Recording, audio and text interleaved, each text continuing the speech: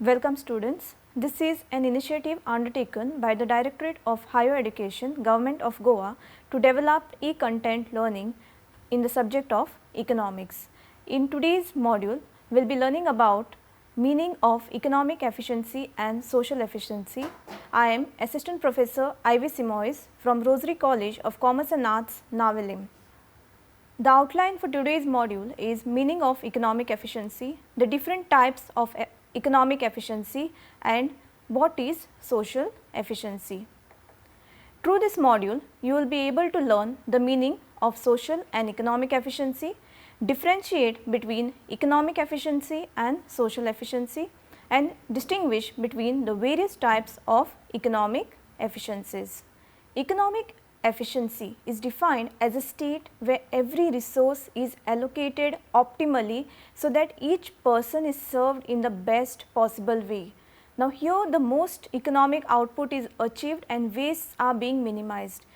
For example, there are two companies, company A and company B, both are producing bikes. Now, company A and company B have the same amount of resources, but the cost incurred by company A is 10 crores while company B is incurring a cost of 12 crores. So, here you can see the cost of company B is higher even though both the companies are having the same amount of resources. Company A's cost is reduced because the resources are used optimally. Next, we move on to types of economic efficiencies. The first type of economic efficiency that we have is allocative efficiency. This occurs when all goods and services within the economy are distributed according to the consumer preference. Here, your price is equal to marginal cost. This we can see in the form of a diagram. Now, on the x axis we have quantity being plotted and on the y axis we have the price. We have the demand curve and the supply curve. The supply curve is equal to the marginal cost while demand is equal to marginal utility. The point of intersection of demand and supply, that is your point E, wherein we have quantity being 80 units and price being 11 units.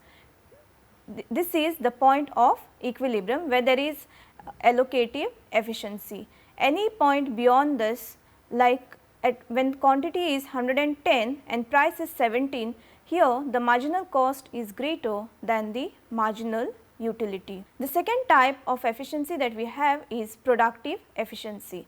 Now, this occurs when optimal combination of inputs results in the maximum amount of outputs, but at minimal cost. It is achieved when least resources are being used by the producer to manufacture services or products.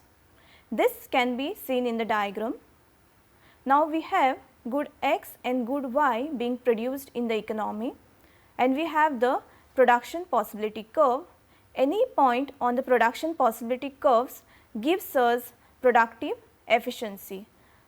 Point A, point B are production efficient points, while point C is a point which is not attainable, while point D is inefficient point wherein there is less usage of resources. The third efficiency that we have is dynamic efficiency.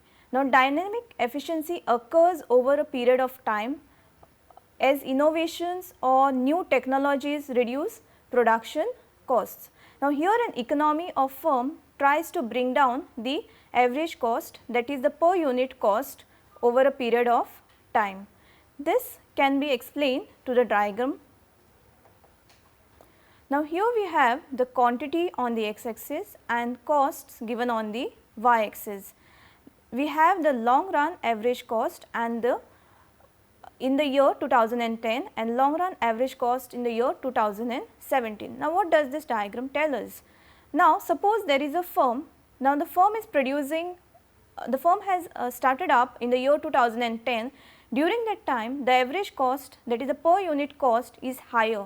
But over a period of time, due to innovation or changes in technology that the firm has applied, the average cost has come down.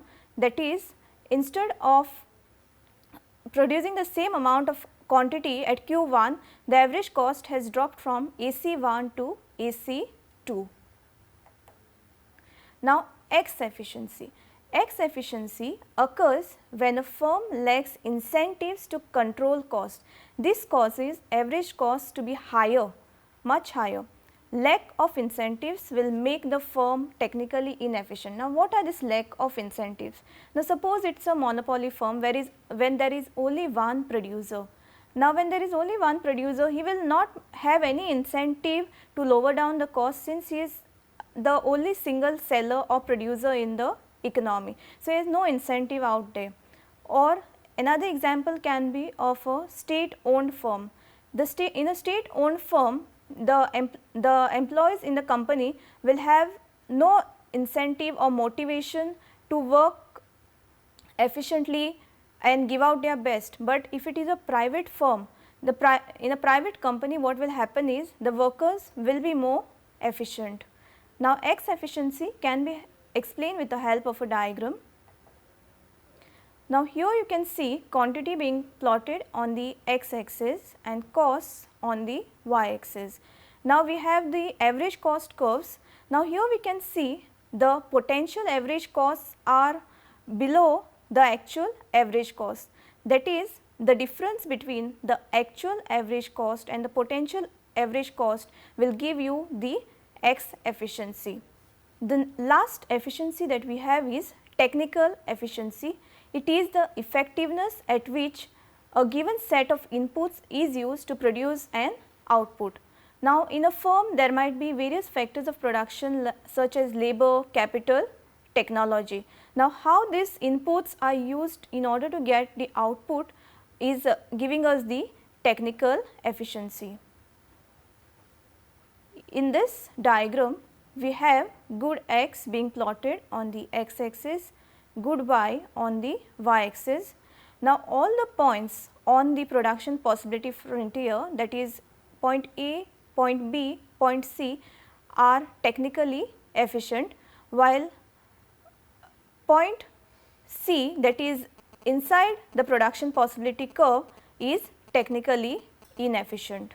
Now, we have learnt about economic efficiency. Next, we move on to meaning of social efficiency.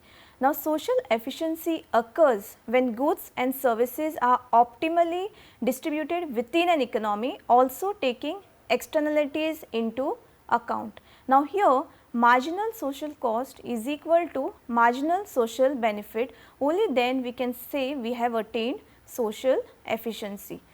Marginal social cost is the total cost society pays for production of another unit.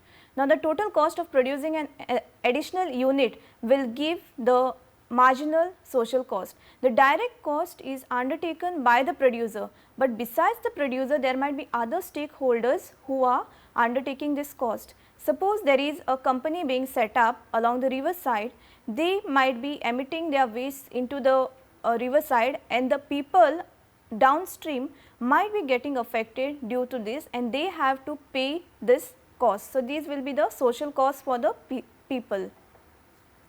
Marginal benefit, it is the additional benefit from consuming or producing one more unit of good. Now, marginal benefit can be achieved like marginal private benefit, that is for an individual, or marginal social benefits wherein it is achieved by the society or the benefits given to the society. So, in today's class we have learnt about the meaning of social efficiency, the meaning of economic efficiencies, and the types of economic efficiencies. For further references, please refer to the references given out here.